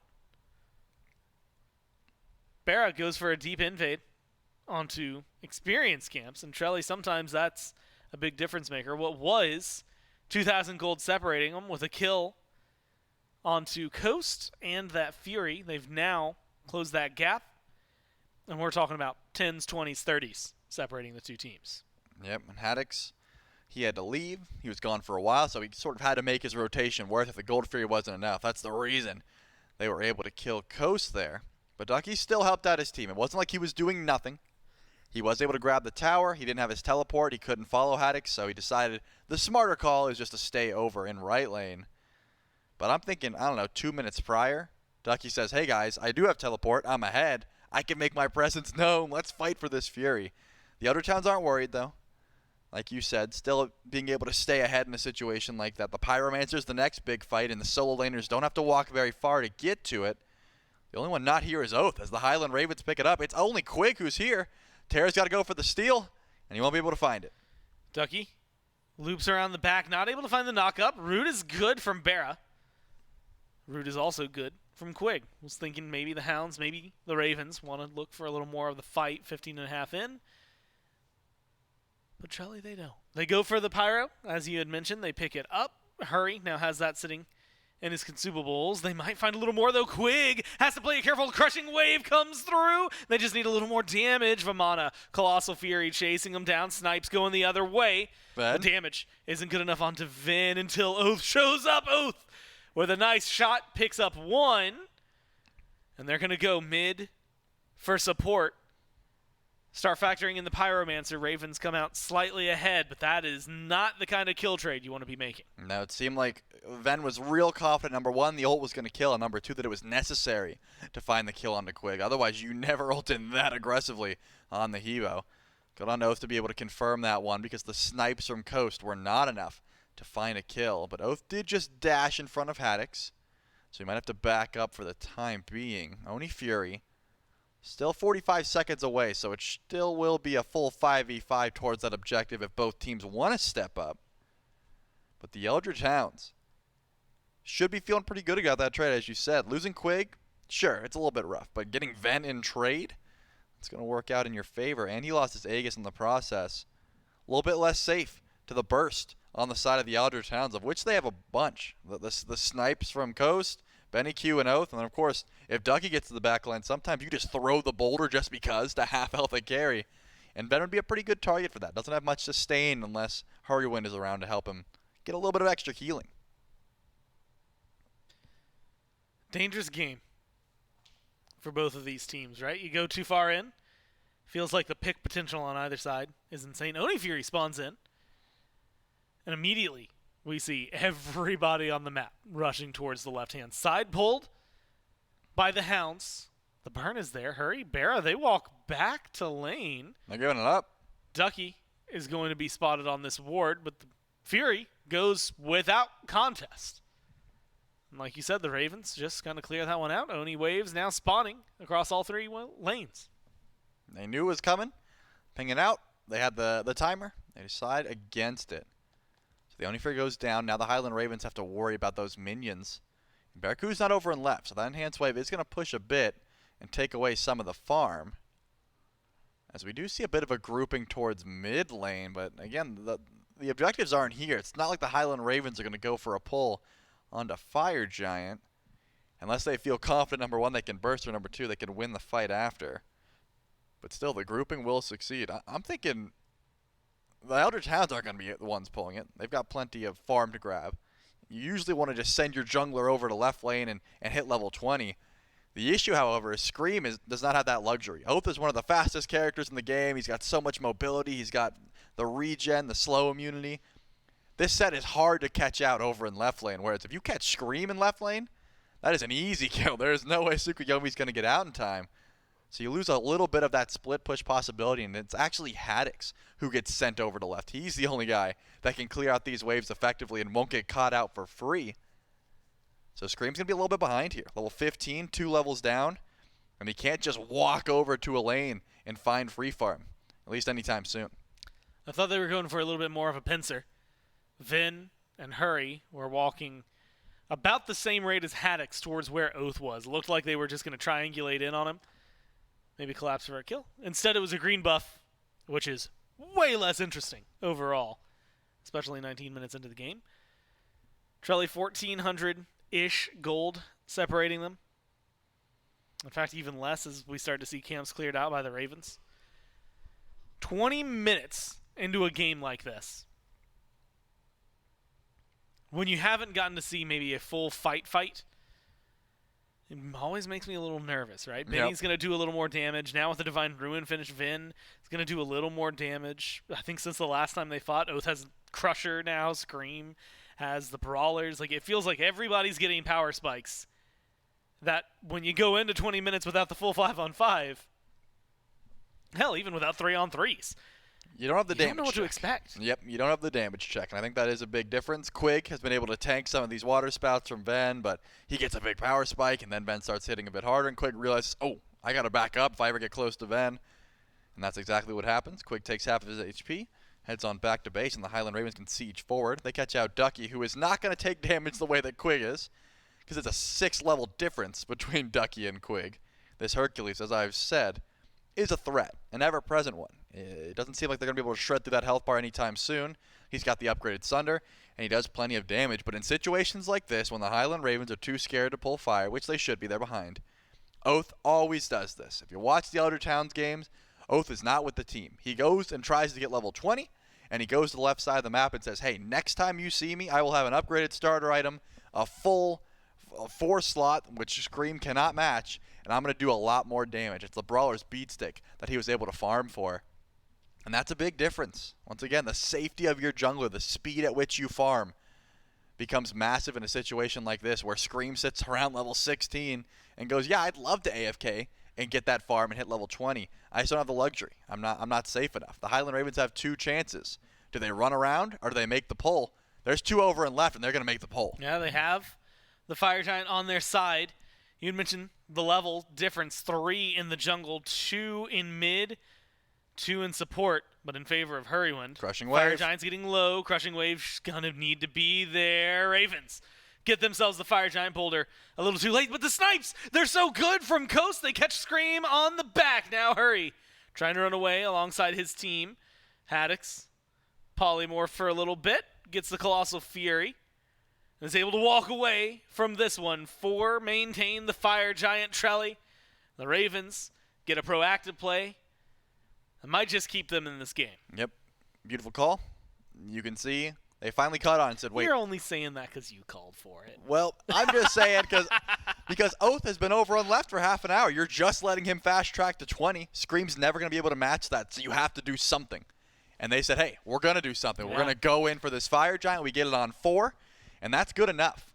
The other town's still in a fantastic position. Don't get me wrong. They are a threat. 3 members level 20. They just grabbed the Fury. They're going to go back and spend up that gold. But at the very least, the Highland Ravens took the Fire Giant off the map and are getting some free farm, which is much needed. I mean, the Highland Ravens should be confident in their late-game team fight, but they are not a late-game team yet. I would say the other towns are. They made it. When you upgrade your starter items like this, you have the late-game team fight. The Highland Ravens do not want a 5v5 at the moment. They want split team fights, split aggression, and more importantly, split pushing. Get farm where you can. Scream only feels safe because he has a good idea that no one is on this side of the map. If he ever lost track for a second, he's going to book it back to the tower and say, all right, never mind. I need to be near my Aphrodite because I cannot survive. Yeah, that link comes a lot more than just in-game control. Going to be backs and resets. Towers are still wild for, I want to say, this portion of the game. I mean, compared to what we've seen so far in this set. 4 up for the Hounds, 3 up for the Ravens. All 6 tier 2s on the board, and then that 1 tier 1 in mid, separating the Hounds from a matching game state as the Ravens. Pyromancer started. Ravens are able to get that one, knock up. Looked like it might have been good from Ducky, but the wall creates too much. Upgraded starter, you had called it, now there for Oath. And it's just up to the Ravens where they put some of this aggression. They're down, still in gold. Need these towers to go their way to make up for that. Knock up onto Ducky. Burn is almost there for half his health bar. They're just not able to lock him down long enough to secure the rest of it. Tier 2 tower on right goes down. Ravens start to fall back. Oath with a minion wave on left might just straight up match it. Yep. And Gore, I can't tell you how many Elder Towns games I've watched where Oath has done this exact thing. Lets a couple Fire Giants go, gives up on his team entirely, says, trust me guys, I'll be back, but I'll be 6-slotted. I will be full build, and the enemy team will not expect that much damage. Again, Mifflin alluded to it. It's not easy to blow up a Hebo through an Aphrodite kiss. So it's going to be difficult. You have to watch your positioning. You can't just all in. You can't just know that your damage is going to be enough because there's an Aegis, there's an Undying Love, and there's an upgraded Fortifying Shell. But Oath is going to come back with a lot more damage and a lot more safety, which what appears to be a Magi's Cloak. And I can tell you what that's for. It's for one ability and one ability only. It's for the knockup. He wants to get to Ven and not be sent to the sky because you can't Aegis when you're in the air. All that time gone by, and I think the game only shifted ever so slightly. Both teams get a tier 2. And Fire Giant's about to respawn. Still 5 minutes out from getting enhanced. But there's the Bracer. Dropped early by the Ravens. DPS not started. Ven, knock up over the wall. Looks for some damage. Oath v Haddix in mid. Haddix coming out on top of the trade, forces Oath to fall back. Stays hanging out over in the mid lane. Fire Giant started out by the Ravens, half health. Haddix in the back now. Falling quickly. Haddix looping around. Benny might be the target. Coast up in the air. Snipes come through early. And that might be the opening they need. Haddix but goes into the Scream's Colossal Fury. dead. Scream goes way too deep, way too fast. And Vaporish Coast punishes them for it. Ravens get the Fire Giant, but they got to get out of here. Charlie Vin is the one who's the furthest behind. Has to use the beads on the retreat. Health bars are still low. Ducky looking for a little more. Knock up. Good into the tower. What a route. And the damage is there. One more auto. That's all you need from Barra. He's just not able to find it around the walls. Good jukes from Ducky. Good disengage. They lose Scream. They get the fire. Trelly, they're going to lose a little more in this tier 2. Yep, and that was overconfidence from Scream. I mean, Haddix is in the back line. He can do that. He's of Amana. Scream said, oh, I'm coming too. I can be in the back line. No, you can't. Not enough damage. Wasn't able to find the kill. Unfortunately, pays for it with his life. He does end up zoning, which is great. But how many Fire Giants are the Highland Ravens going to get that do nothing? That is the question. The last one didn't really net much, but the Highland Ravens are pushing forward. Ven has no relics for the next 2 minutes. Scream loses his Aegis in the process, and Barra has no relics for the next minute and a half, we'll call it. And it looks like still sieging forward. That tier 2 tower on the left could certainly be defended. I want the Elder Towns to walk up here, and it looks like they will. Ducky frontlining, and he's not retreating either. He's stepping forward. He's trying to find some damage. He knows at this point. What the Ravens have done. Is Scream going to get 1v1 in mid? Install the Hounds. Maybe. Oath goes in. Piercing Moonlight used by Scream. It's not enough. The damage is there. A couple of snipes. Coast, he probably didn't need those. But have some faith in your boy Oath. A massive amount of damage now. Has to play carefully, though. Haddix gets aggressive onto the set. Forces him back. Clean kill onto the jungle. It was the same guy who didn't have FG, though. So, small win for the Hounds. Yep. And this is why when you think about the top junglers at the moment, the Surkets, the Vakas, the Vamanas, they're all gods that are very difficult to catch out like that. You eat a minion, you jump over the wall. Oath can just throw a clone, dip out. He's got that immunity. Tsukuyomi, he needs his team, and there's no one with him right now. I'm thinking the Tsukuyomi-Afro combo could be pretty strong. The issue, however, is Ven's the carry right now. He's doing a fair bit of damage. He's got the delete key. You got to keep this Hebo alive, so I'm thinking Scream needs to stop solo agenting. He needs to group up with the squad. That's the only way the Tsukuyomi can be impactful in the slightest. The ults maybe pulling him too far away, right? Keeping him. Yeah, the link definitely would break if he ults in. It's this weird balance where you want to ult in to dive deep. The minute he ults in, though, he becomes a solo agent, and suddenly the conversation turns into, okay, well, you shouldn't have ulted. Now you maybe need to be a little worried. Vin has been Hurry's primary choice of link. Bear's been able to get a decent amount of damage out there, but when you look at the top two, of course, Ducky, Benny belong on that list. Trelly, this is such a it's it's a fragile game. Yep. Is the way I would describe it. There's nothing on either side of these right now that has me convinced that the lead for the Hounds is enough, and that the Ravens are in a position where they can't just shatter that, or vice versa, where the Hounds, even with this lead and the way that the Fires have been going, they could just smash through the Ravens at any given moment. Yep. I would argue EFG, even for the Ravens, is not GG by any stretch. The Eldritch Hounds need to get one Fire Giant, and they can push down. They have so much potential. They have so much damage. But the Highland Ravens, I mean, getting one Fire Giant does not change much, as we've seen. They keep losing one when they grab it, and in this case, Scream died twice, and they still were not able to even push down a Tier 2 tower. They stepped forward. They didn't have the confidence. They didn't have the damage. The Eldritch Hounds need to try and get a steal, because if they do, that's when we're going to see some action. That's when we're going to see some Phoenixes being sieged. But I do like the switch up here. Haddix now has the Hasten, which is going to let him use that Colossal Fury a lot more effective. He becomes much more of a threat. And it's the Highland Ravens that are backing up for the moment. They are going to let the Eldritch Hounds start the pull. But eyes have to be on Ven. He doesn't have Blink. This Evo has to get in close if he wants to go in for a steal. And that's easier said than done. Because Hebo into the Hercules, into the poke that Oath and Venenu can provide, the snipes from Coast. It's a dangerous game stepping this far forward. Hurry. Almost got out, forced to use the Undying Love super early in the fight. Haddix goes deep, finds Coast, but it's getting shredded through his health bar. This is where that Venenu damage is coming true. Snipes are not quite good enough, and there's a little bit of healing, just enough to get Haddix out of there, keep him alive. He's got TP. TKO, TP, honestly might be the balancing factor. He's got it, but he's not going to have ultimate, so when he shows up, he'll be a lot less effective. Good damage on Oath, though, from Ven. Now this set could be a non-factor. All of a sudden, Tucky, incredibly low, piercing Moonlight goes in deep, gets there the solo later, and finally Scream gets to put himself on the board and get something going. Vin follows up. The damage is good. They need this kill onto Coast, and they're going to find it. Barra threads the auto, and we called it fragile because this is exactly what it is. Shattered are the Hounds. 4 gone for 4 total minutes of death. Now, Trelly, they just get to mark it down right into the Titan room. Oath. He's got ult. We've seen a lot of this. Half health bars.